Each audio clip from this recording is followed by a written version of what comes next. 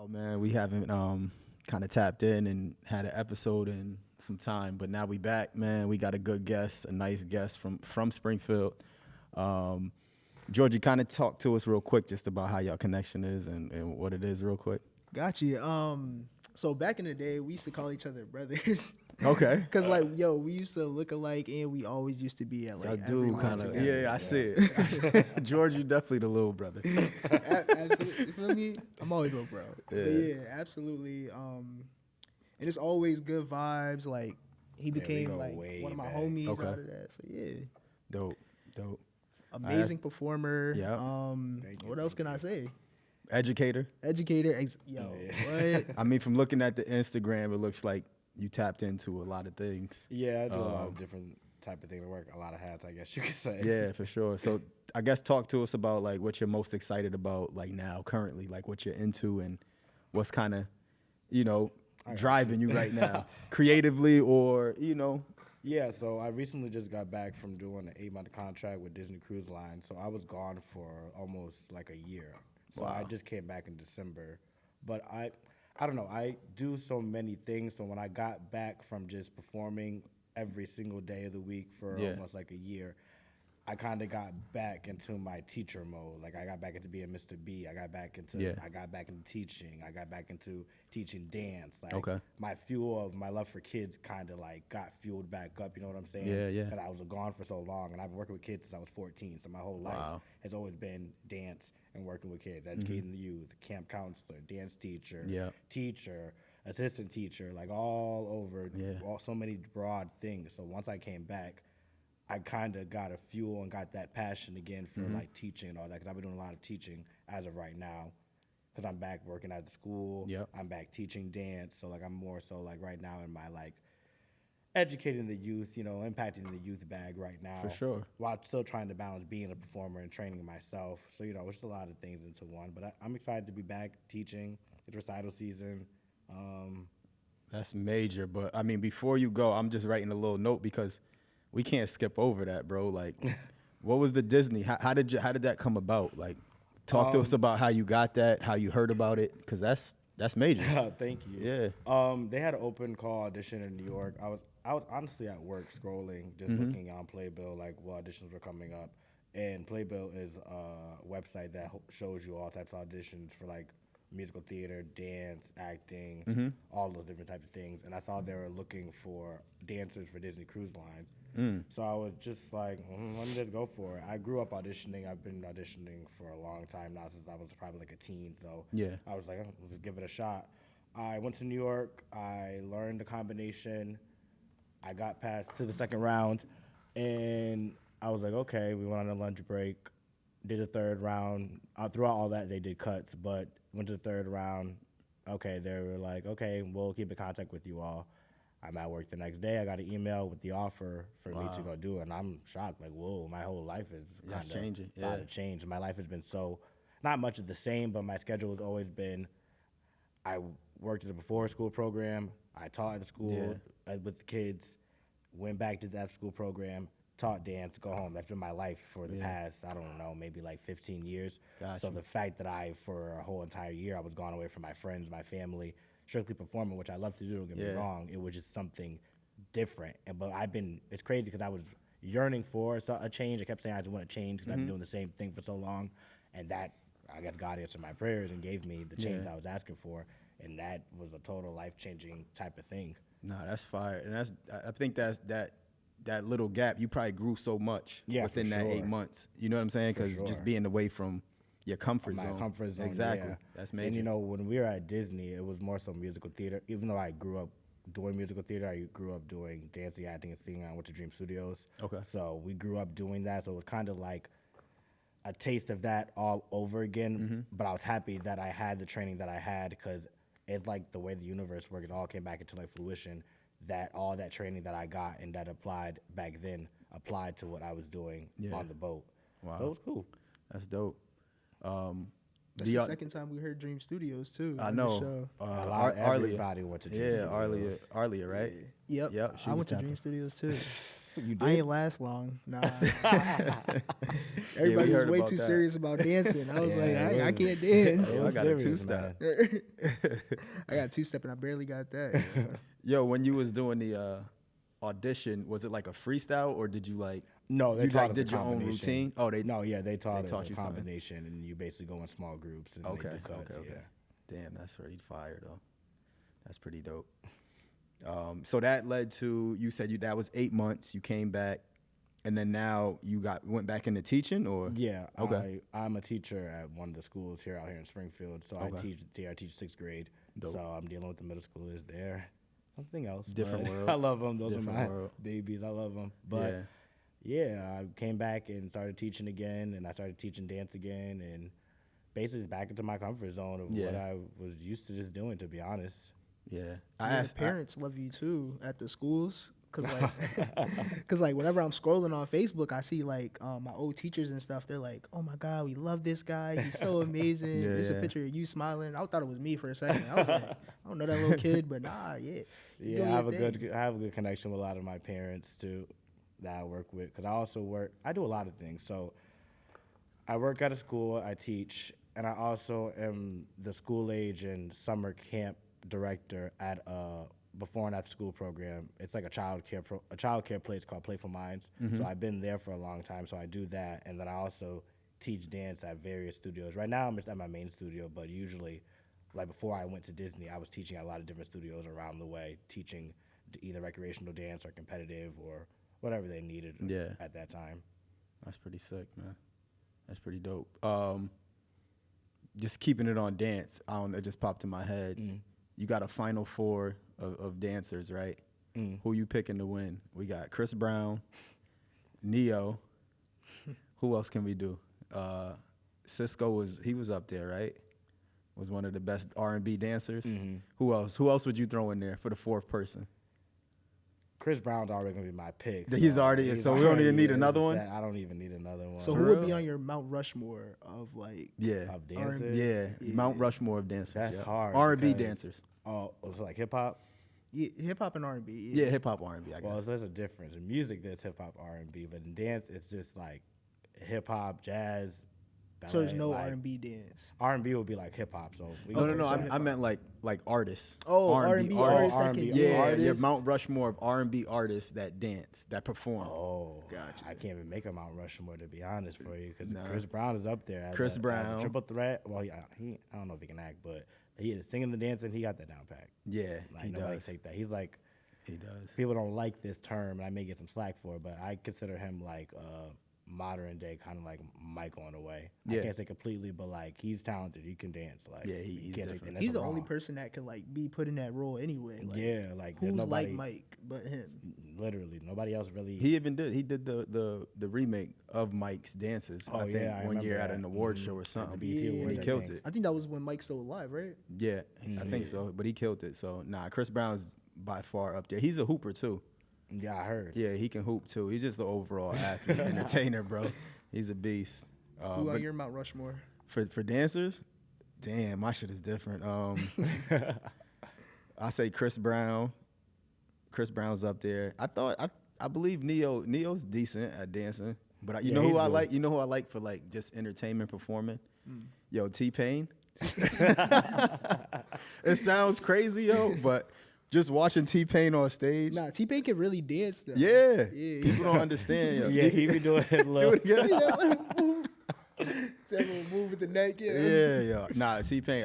In terms of performance and entertaining, I think Yeah. T-Pain's up there. Nah, he's definitely entertaining. I've never seen him in concert, but I've seen his videos and stuff like on social media and stuff. So for sure. What about last one before Justin Timberlake? He's Nah, he could dance. he could too. dance, right? Yeah, he could dance. Okay. For sure. Yeah, I know. I'll give it. He's to up there. Yeah, he would be on the Mount Rushmore for sure. He could dance. Yeah, a little more seasoning. He might make the Mount Rushmore, but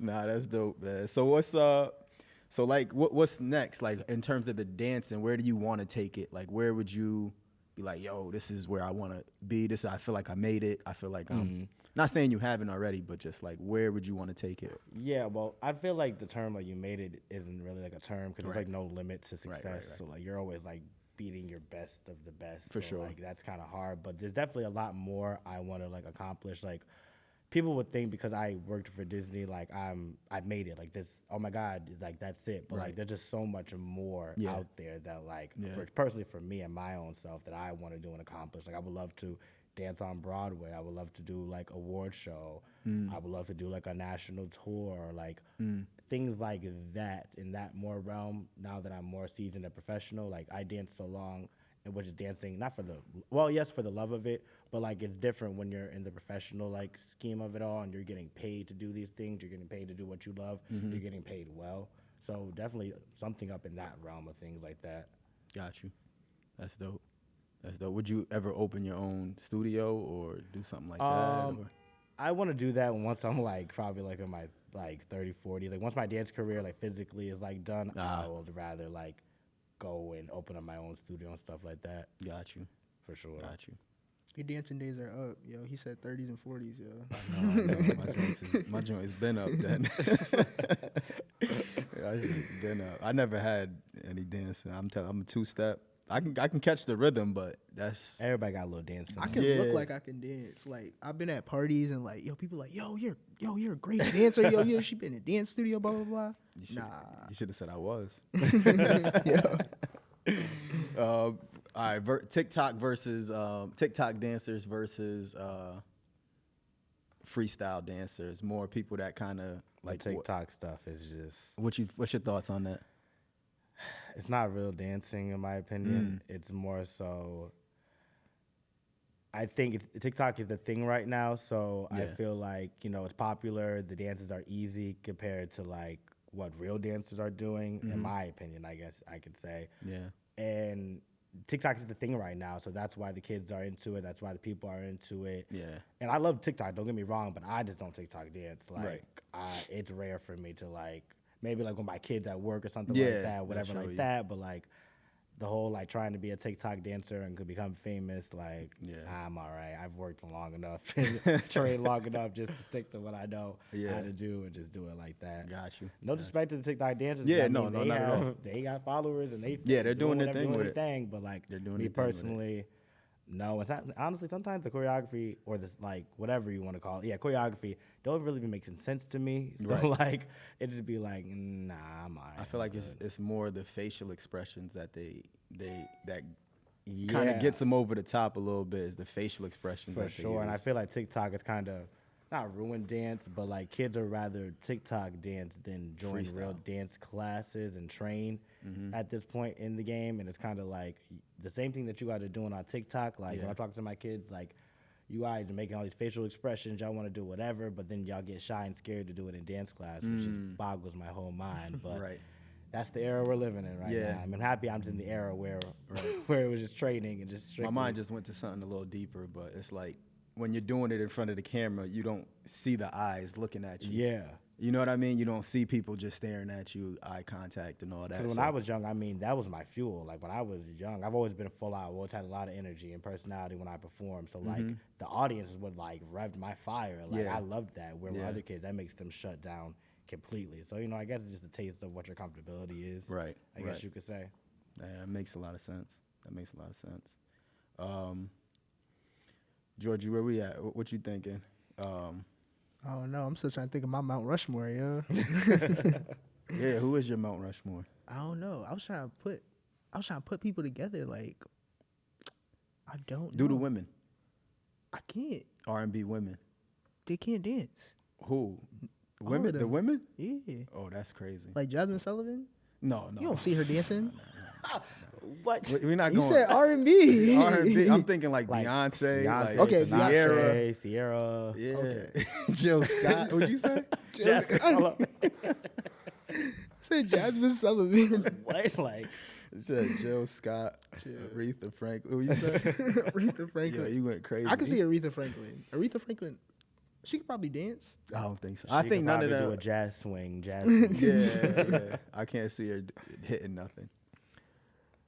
What celebrity do you think that can that hasn't really, done their dancing due diligence? Due diligence. Yeah.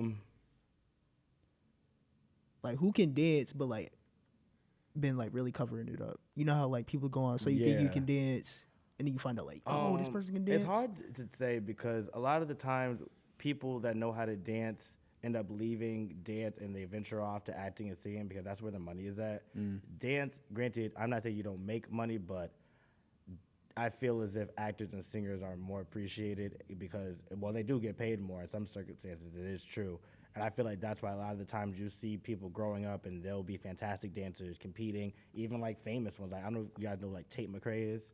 She's a dancer. She's younger, but she was a fantastic dancer. She was on all these shows. Like, she was popping, but ended up going over to the music side, which nothing's wrong with it, but probably because it's easier to come up and it's more fans, there's more ways for you to become famous and rich, go into singing, which sucks because dance is a beautiful art. Dance offers a lot. Dance is dope as, dope. And it sucks that a lot of people either lose their fire and go to something else, or they just lose their fire completely and they just don't dance anymore. Yeah. And a lot of people just don't know that they can dance either. A lot of people just think they can't dance, but think they can't learn how to dance. Got you. Like even y'all saying like, oh, y'all can do a two-step or whatever. But I guarantee you if I got up and taught y'all 5, 6, 7, 8, y'all would catch on. Yeah, I'm hitting it for sure. How'd you get into dance? When'd you start dancing? I started dancing when I was 13. Okay. I got a job through MCDI and I got placed at Dream Studios. So I didn't sign up for Dream Studios. I ended up just having a summer job and working there. Gotcha. And my old dance teacher, the director, Mr. Ben, he needed boys for their summer dance showcase, and he was like, do you want to dance? Yeah. And at first I'm like, sure, why not? I didn't care because I made friends there. My other friends that went there, they were up there dancing, so I'm like, oh, sure, I'll go with them. Yeah. But then I ended up falling in love with it, and then I never stopped up until now, and it's been, I don't know, maybe 12 years now of me dancing. Just age yourself, got it. Yeah, just kept going and going and going and going. Yeah, nah, that's pretty dope, man. Usually it's like, with the dancing, it's like it's that one moment that kind of like sparks something. Like, was it the first time you was on stage where you was like, yo, this is something that I really enjoy, or was it like the camaraderie between people? It was kind of a little bit of both. I was older than a lot of the other kids, so I ended up being like a big brother mentor to all of them. Like, we had a good dynamic. I had other friends there that were my age. Yeah. Dream was like a family. We were performing literally almost every single day. Yeah. Not every single day of the week, but every week we were somewhere performing. I'm saying every and anywhere. And we went through a lot together. So I was there for maybe 4 or 5 years. So I had a longevity in there, and with the kids and Mr. Ben, Miss Bonnie, and everybody that went to Dream Studios, and we learned a lot. And it was just, I don't know, the passion of performing. I just ended up falling in love with it. Yeah, that's dope. My daughter just had a performance, and there wasn't a lot of males in it. And the prior year it was. So are you seeing a drop in male dancers or boy dancers? Particularly around here, yeah. There's not a lot of male dancers, period. There are, but there aren't. Especially in the younger ages, there's not that many. Especially being black, you don't see many black young men dancing, which is unfortunate because what do you think it is? What do you think that is? I think it's the whole stereotype and being embarrassed that boys don't dance and then boys should be doing sports or whatever. But dance is an expression of an art. It's you're expressing yourself and you learn, you gain discipline. There's so much more to it than what people think that it is. Just walking around in a tutu, when that's not even far from what it is. And most boys only want to do hip hop. Where I'm grateful that I was forced to do all styles. The only style that I don't know how to do is tap. Yeah. But that just happened to happen that way. But that gave me so much more opportunities because I know how to do jazz, ballet, lyrical, hip hop, contemporary musical theater, all Afro, all those different styles. It gives me more opportunities in the world of dance when they're having auditions because I know how to do other styles very well. So. Yeah, I don't know. I don't really know why there's really a big drop. It sucks because it's very much well needed.